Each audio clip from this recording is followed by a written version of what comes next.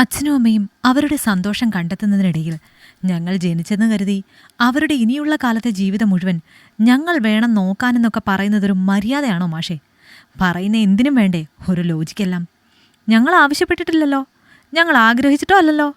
ഇവരെ അച്ഛനും അമ്മയും ഞങ്ങളെ ഈ ഭൂമിയിൽ ജനിപ്പിച്ചത് അവരാഗ്രഹിച്ചിട്ടും ഇഷ്ടപ്പെട്ടിട്ടുമാണ്.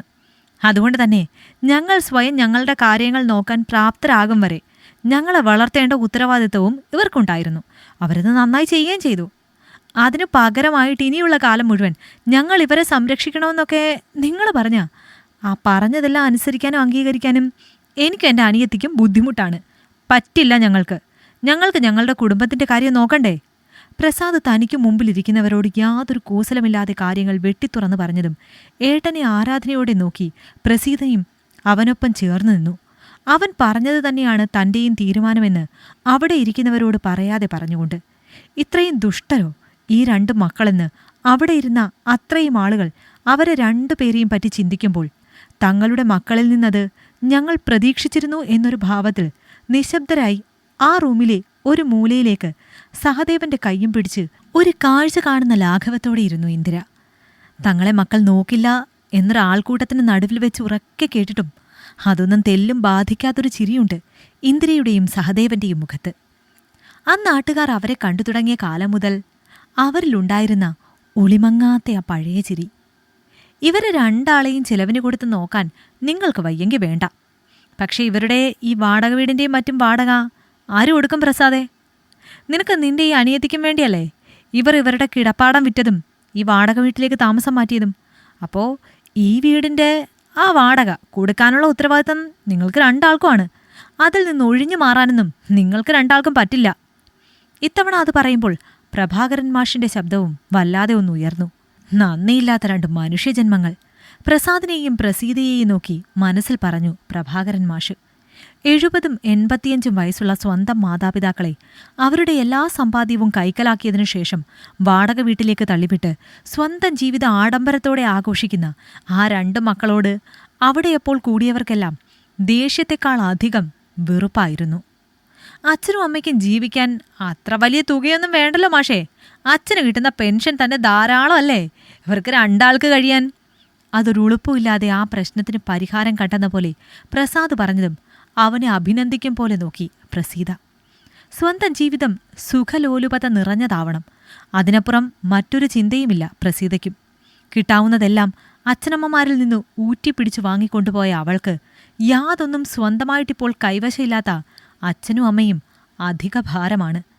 അച്ഛന് കിട്ടുന്ന ചെറിയ പെൻഷൻ തുക കൊണ്ട് ഈ രണ്ടാളുടെയും കാര്യങ്ങൾ നടന്നു പോകുമോ പ്രസാദേ? ഇവർക്ക് രണ്ടാൾക്കും ഇത്രമാത്രം എന്ത് ചിലവാണ് എൻ്റെ പ്രഭാകരൻ മാഷേ? ഇത്തിരി എന്തേലും വെച്ചു കുടിച്ച് അടങ്ങി ഒരിടത്ത് കിടക്കുന്നവർക്ക് എന്തിനാ അല്ലെങ്കിലും കുറേ പണം.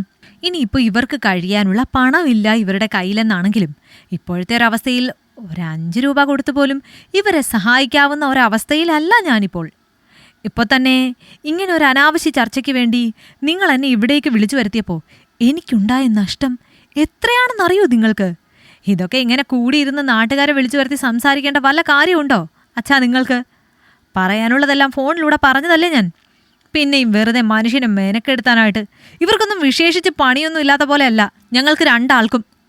അച്ഛനോട് ദേഷ്യപ്പെടുന്നതിനൊപ്പം അവിടെ കൂടിയിരുന്നവരെ കൂടി നാണം കെടുത്തും വിധം ഉയർന്നു പ്രസാദിന്റെ ശബ്ദമെങ്കിലും അതൊന്നും തെല്ലും ഏശാത്ത പോലെ ഇന്ദിരയുടെ കൈപിടിച്ച് പ്രസാദിന്റെയും പ്രസീതയുടെയും മുന്നിൽ വന്നു നിന്നു സഹദേവൻ. പ്രായത്തെ വെല്ലുന്നൊരു ആത്മവിശ്വാസവും നിറഞ്ഞ ചിരിയും ആ മുഖത്തപ്പോഴും തെളിഞ്ഞു നിന്നിരുന്നു. പ്രസാദേ, നീ പറഞ്ഞത് ശരിയാണ്. നിങ്ങളെ ഭൂമിയിൽ ജനിച്ചത് നിങ്ങൾ ആഗ്രഹിച്ചിട്ടല്ല, ഞാനും ഇവളും ആഗ്രഹിച്ചിട്ടാണ്. ഞങ്ങൾ നിങ്ങൾക്കായി ചെയ്തു തന്നതെല്ലാം ഞങ്ങളുടെ കടമകൾ തന്നെയാണ്. കാരണം നിങ്ങളെ ഈ ഭൂമിയിലേക്ക് കൊണ്ടുവന്നത് ഞങ്ങളാണല്ലോ. നിങ്ങൾ രണ്ടാളും അതുകൊണ്ട് തന്നെ ഞങ്ങളെ സംരക്ഷിക്കണ്ട, ഞങ്ങളുടെ ഒരു കാര്യവും ഏറ്റെടുക്കണ്ട. സഹദേവൻ ചിരിച്ച മുഖത്തോടെ തന്നെ പറഞ്ഞതും പ്രസാദ് അച്ഛനെ ഒന്ന് നോക്കി.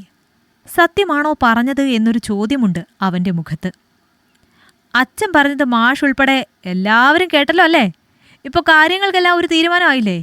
ഇനി എന്നാ ഞങ്ങൾ പോവുകയാണ് മാഷേ. ചെന്നിട്ട് 1-2 തിരക്കുണ്ട്. വെറുതെ കളയാൻ സമയം ഒട്ടുമില്ല. സമയമില്ലെന്നേ. പുതിയ ബിസിനസ്സിലിറക്കാൻ കുറച്ച് പൈസ വേണം. അതൊപ്പിക്കാനുള്ള ഓട്ടത്തിലാണ് ഞാൻ. നമ്മൾ വല്ലതും സമ്പാദിച്ചാലല്ലേ നാളെ നമ്മുടെ മക്കളുടെ മുമ്പിൽ കൈ നീട്ടാതെ നമുക്ക് ജീവിക്കാൻ പറ്റൂ.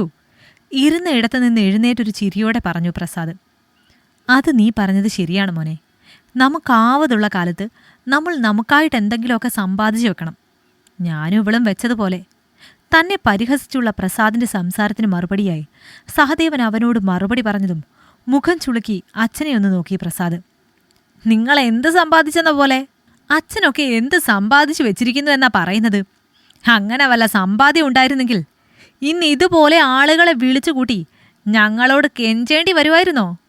പ്രസാദിനേക്കാൾ വലിയ പുച്ഛമാണത് ചോദിക്കുമ്പോൾ പ്രസീതയിൽ. ഇവരെയെല്ലാം ഞാൻ വിളിച്ചുകൂട്ടിയത് ഞങ്ങൾക്കു വേണ്ടി നിങ്ങളോട് കെഞ്ചാനല്ല പ്രസീതേ, മറിച്ച് എൻ്റെ മക്കൾ എന്താണെന്ന്, നിങ്ങളുടെ സ്വഭാവം എന്താണെന്ന് തെളിവോടെ ഇവർക്ക് മനസ്സിലാക്കി കൊടുക്കാനാണ്. അല്ലെങ്കിൽ ഞാനും എൻ്റെ ഈ ഭാര്യയും ഞങ്ങളുടെ കയ്യിലുള്ള 50 ലക്ഷത്തോളം രൂപ ഞങ്ങളുടെ ഇഷ്ടത്തിനും സന്തോഷത്തിനുമായി ചിലവാക്കി ജീവിക്കുമ്പോൾ നിങ്ങൾക്കതിൻ്റെ ഷെയർ തരാത്തതിൽ ഇവർ ഞങ്ങളെ കുറ്റപ്പെടുത്തില്ലേ? അതൊഴിവാക്കിയതാണ് ഞങ്ങൾ. നിങ്ങളുടെ സ്വഭാവം എന്തൊക്കെയാണെന്ന് നേരിട്ട് അറിഞ്ഞല്ലോ ഇവരൊക്കെ, അല്ലേ? പ്രസീതയോട് പറഞ്ഞ് തൻ്റെ കൂടെയുള്ളവരെ നോക്കി സഹദേവൻ ചിരിക്കുമ്പോൾ അച്ഛൻ പറഞ്ഞ 50 ലക്ഷത്തിൽ ഉടക്കി നിന്നു പ്രസാദിൻ്റെയും പ്രസീതയുടെയും മനസ്സ്. പൈസയുടെ കണക്ക് ചിന്തിച്ച് ബുദ്ധിമുട്ടണ്ട നിങ്ങൾ. അത് പണ്ടൊരു സേവിങ്സായി ഞങ്ങൾ വാങ്ങിയിട്ട 10 സെൻറ്റ് സ്ഥലം ഞങ്ങൾ ഈയിടെ വിറ്റു. അതിൻ്റെ പണമാണ്. അതിവിടെ ഭദ്രമായുള്ളതുകൊണ്ടാണ്. ഇരിക്കുന്ന വീട് നീയൊക്കെ പറഞ്ഞപ്പോൾ നിനക്കൊക്കെ വേണ്ടി ഞാൻ വിറ്റത്. നിന്നെയൊക്കെ നിങ്ങളുടെ അനുവാദം കൂടാതെ ഈ ഭൂമിയിൽ ജനിപ്പിച്ചതിൻ്റെ കടമ തീർക്കണ്ടേ? മുഖത്ത് അത്ര നേരം ഉണ്ടായിരുന്ന സ്ഥായിയായ ചിരി മാഞ്ഞൊരു ഗൗരവത്തോടെ സഹദേവൻ പറഞ്ഞതും അവിടെ കൂടിയവരെല്ലാം പരിഹാസത്തോടെ അവരെ നോക്കി. എന്നാൽ നീ ഇവിടെ ഇരുന്ന് നേരം കളയണ്ട രണ്ടാളും. വലിയ തിരക്കുള്ള ആളുകളല്ലേ നിങ്ങൾ. ചെല്ലാൻ നോക്ക്. കടുപ്പം ഒട്ടും കുറയാത്ത സഹദേവന്റെ ശബ്ദത്തിനു മുൻപിൽ മറുചോദ്യം ചോദിക്കാൻ ധൈര്യമില്ലാതെ ഇച്ഛാഭംഗത്തോടെ എഴുന്നേറ്റ് പുറത്തേക്ക് നടന്നു പ്രസാദും പ്രസീതയും. ഇനി ഇങ്ങോട്ടൊരു വരവ് നിങ്ങൾ രണ്ടാളും വരരുത് പ്രസാദേ. പരസ്പരമുള്ള എല്ലാ കടമകളും പറഞ്ഞും ചെയ്തുമുള്ള മടക്കമാണ് നിങ്ങളുടെ. മറക്കണ്ട രണ്ടാളും അത്.